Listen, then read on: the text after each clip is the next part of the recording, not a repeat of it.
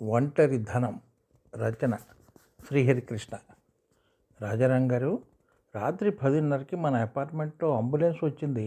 ఎవరికైనా సీరియస్సా ఏమిటి? అయ్యో, మీకు తెలీదా? మన సీతారామయ్య గారిని ఆసుపత్రిలో జరిపించారు. వాళ్ళ గ్యాస్ ట్యూబ్ పాతది చిల్లు పడిందట.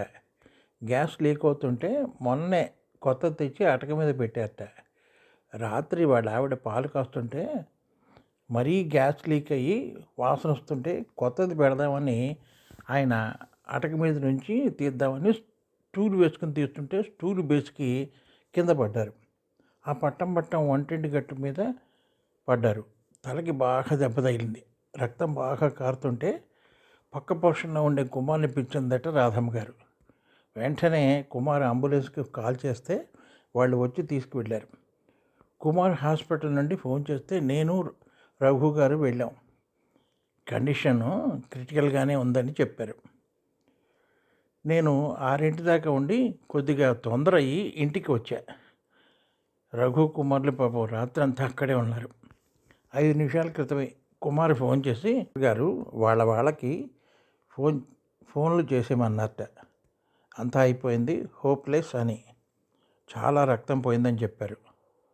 రాధమ్మ గారి దగ్గర డబ్బులు ఉన్నాయో లేవో అని ఏటీఎం నుంచి ఓ 20,000 తెచ్చా. అయ్యో, నాకు తెలియదండి. అరే రే రే, ఎంత ఘోరం జరిగింది. ఉండండి, నా దగ్గర కూడా ఓ 10,000 ఉన్నాయి, ఇస్తా. నేను మా ఆవిడ హాస్పిటల్కి వెళ్తాం. మంచివాళ్ళండి పాపం, ఆ భార్య భర్తలు ఇద్దరును అంటూ తన పోర్షన్లోకి వెళ్ళాడు సురేందర్ రమ ఇద్దరు హాస్పిటల్కి బయలుదేరిపోతుంటే రాజారాం కలిసి, పాపం పోయారటండి, ఫార్మాలిటీస్ అన్నీ పూర్తి చేసి శవాన్ని తీసుకొస్తారట, మనల్ని ఇక్కడే ఉండి ఏర్పాట్లు చూడమని చెప్పాడు కుమార్ అంటూ కళ్ళనీళ్ళు తుడుచుకున్న రాజారాం గారు. అయ్యో, ఎంత ఘోరం జరిగిపోయిందండి. రమ కూడా ఏడ్చేసింది. ఇద్దరూ పెద్దవారే. మన అపార్ట్మెంట్లో అందరికీ వాళ్ళంటే గౌరవం. చిన్న లేదు పెద్ద లేదు, అందరితోనూ చాలా సరదాగా కలివిడిగా ఉంటారు. ఎవరికైనా ఏదైనా సలహా కావాలంటే వాళ్ళనే అడిగి తెలుసుకునేవాళ్ళు అన్నాడు సురేందర్. పాపం పిల్లలు 3 విదేశాల్లో ఉన్నారు. వాళ్ళకి కబురు చేయాలి కదా. వాళ్ళ ఫోన్ నెంబర్స్ రాధమ్మ గారికి తెలుసో లేదో. రాంగారిని అడిగి ఫోన్లు చేద్దాం అన్నాడు ఇంకో ఓనర్ గిరిధర్. అపార్ట్మెంట్లో అందరికీ విషయం తెలిసి చిన్న పెద్ద అందరూ కలిసి కిందకి దిగారు. అరగంట తర్వాత డెడ్ బాడీని తీసుకొచ్చారు. అంతా పెద్ద ఆయన చూసి గొల్లుమని ఏడ్చారు. జాగ్రత్తగా పట్టండి, వాళ్ళ ఇంట్లోకి తీసుకుపోదాం అంటూ శవాన్ని ఉంచిన ఐస్ బాక్స్ని వాళ్ళ ఇంట్లో పెట్టారు. రాధమ్మ గారిని అడిగి పిల్లలు చుట్టాల నెంబర్లు అన్నీ తీసుకుని ఫోన్ చేసి అందరికీ విషయం చెప్పారు రాజారాం అపార్ట్మెంట్ ప్రెసిడెంట్ గారు. గంట అయిన తర్వాత ఊళ్ళో ఉన్న బంధువులు వచ్చారు. పిల్లలంతా బయలుదేరి వస్తున్నట్టుగా ఫోన్లు చేశారు. కనీసం 2 రోజులైనా పడుతుంది పాపం వాళ్ళ పిల్లలు రావడానికి అన్నారు ఎవరో.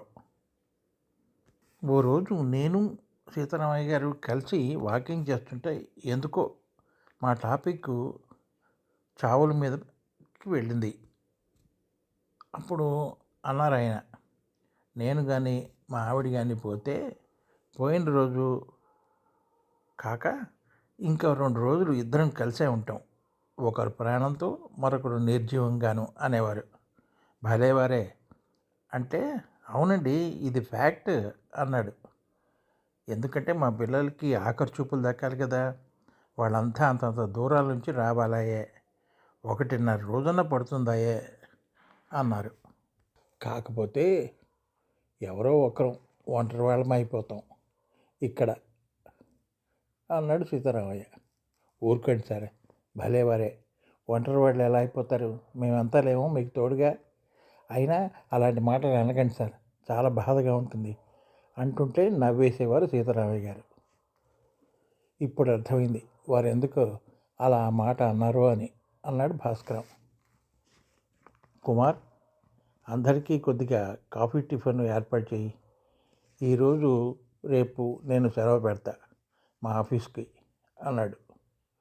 అవును సార్, నేను సెలవు పెడతా. పాపం పిల్లలు వచ్చేంత వరకు రాధమ్మ గారికి తోడుగా ఉంటా. నేను మా ఆవిడను. పిల్లలంతా వచ్చారు విదేశాల నుండి. రాగానే తండ్రి శవాన్ని చూసి అంత గొల్లుమని ఏడ్చేస్తారు. వాళ్ళని ఆపడం ఎవరి వల్ల కాలేదు. ప్రతిరోజు అంటే ఇక్కడ రాత్రి 7 గంటలకి అమ్మా నాన్న మా ముగ్గురితో గ్రూప్ కాల్లో మాట్లాడుకునేవాళ్ళం. వాళ్ళు మేము వాళ్ళకి దూరంగా ఉన్నాం అనే భావన ఉండేదే కాదు. ఆ రోజు కూడా మాతో మాట్లాడారు. ఇంతలోనే ఇంత ఘోరం జరిగిపోయింది అంటూ ఏడుస్తున్న సీతారామయ్య గారి కూతురు మాధురి ఏడుస్తుంటే అందరూ చాలా బాధపడ్డారు. అంత్యక్రియల కార్యక్రమం అయ్యి 12 రోజుల కార్యక్రమం కూడా అయిన తర్వాత ఎవరెవరు ఎంత ఖర్చు చేశారో వాళ్ళందరికీ ఆ డబ్బులు ఇచ్చేశారు పిల్లలు. ఆ కార్యక్రమం అంతా అయిన తర్వాత ఆ మర్నాడు పిల్లలంతా వాళ్ళ దేశాలకు బయలుదేరారు. పాస్పోర్ట్ తీసుకోండి అని ఎంత చెప్పినా వినలేదు అమ్మా నాన్న. మేము ఎక్కడికి రానురా అంటూ చెప్పారు. అమ్మని కొంచెం జాగ్రత్తగా చూసుకోండి, మాతో అమ్మని తీసుకువెళ్ళడానికి కూడా వీలు లేకుండా పోయింది సార్ అంటూ మరోసారి ఏడ్చేశారు పిల్లలంతా. డియర్ రెసిడెంట్స్, మన అపార్ట్మెంట్కి పెద్ద అయిన శ్రీ సీతారామయ్య గారు కాలం చేసి రేపటికి 3 నెలలు అవుతుంది. రాధమ్మ గారు కొద్దిగా బాధ నుండి బయటపడతారనే ఉద్దేశంతో ఇప్పటి వరకు సీతారామయ్య గారికి సంతాప సభ ఏర్పాటు చేయలేదు. రేపు సాయంత్రం 5 గంటలకల్లా మన కమ్యూనిటీ హాల్కి వచ్చి సంతాప సభలో పాల్గొనండి. మీ అందరూ వారి గురించి మాట్లాడండి. ఒంటరిగా ఉన్న రాధమ్మ గారికి ధైర్యం చెప్పండి. నేటి ఈ జనరల్ బాడీ మీటింగ్ ఉద్దేశం కూడా అదే. మర్నాడు సాయంత్రం అంతా 5 గంటలకి కమ్యూనిటీ హాల్కి దగ్గరికి వచ్చారు. మొత్తం రెసిడెంట్స్ అంతా సీతారామయ్య గారి ఫోటోకి దండ వేసి సంతాప సభ మొదలుపెట్టాడు ప్రెసిడెంట్ రాజారాం. ముందుగా అందరూ నిలబడి 2 నిమిషాలు సీతారామయ్య గారి ఆత్మకు శాంతి కలగాలని 2 నిమిషాలు మౌనం పాటిద్దాం. అంతా లేచి నిలబడి మౌనంగా ఉన్నారు. కూర్చోండి. అందరూ కూర్చున్న తర్వాత మాట్లాడటం మొదలెట్టాడు రాజారాం. సీతారామయ్య గారు, రాధమ్మ గారి మంచితనం తదితర విషయాలన్నీ మాట్లాడి ఇంకా ఎవరైనా వారి గురించి మాట్లాడవలసిందిగా కోరారు. చాలామంది వారిద్దరి గురించి, వారి మంచితనం, ప్రేమ, ఆప్యాయతలు, వారిచ్చిన సలహాలు ఇలా ఒక్కొక్కరు వారి వారి అనుభూతులు, వారి జ్ఞాపకాలు వెలిపుచ్చారు. రాధమ్మ గారు పాపం ఒంటరైపోయారు. ఇక్కడ పిల్లలంతా దూరంగా ఉంటున్నారు కాబట్టి మన అంతా వారికి తోడుగా ఉండాలి అన్నారు. అమ్మ రాధమ్మ గారు, సార్ గురించి మీరు ఏమైనా మాట్లాడగలరా? అభ్యంతరం లేకపోతేనే అంటుంటే నెమ్మదిగా లేచి మాట్లాడటం మొదలెట్టింది రాధమ్మ. ముందుగా అందరికీ చాలా థ్యాంక్స్ అండి. నా కష్ట సమయాల్లో నాకు చేదోడు వాదుడిగా ఉండి సహాయం చేసిన ప్రతి వారికి పేరు పేరు నా నమస్కారాలు తెలుపుతున్నా. మీరంతా నాకన్నా చిన్నవారైనా సరే అంటూ కళ్ళ నీళ్లు తుడుచుకుంది. ఈ సందర్భంగా మీకు మా వారు చెప్పిన కొన్ని మాటలు చెప్పాలని అనుకుంటున్నా. వారి మాటలే నాకు ధైర్యంగా ఉన్నాయి.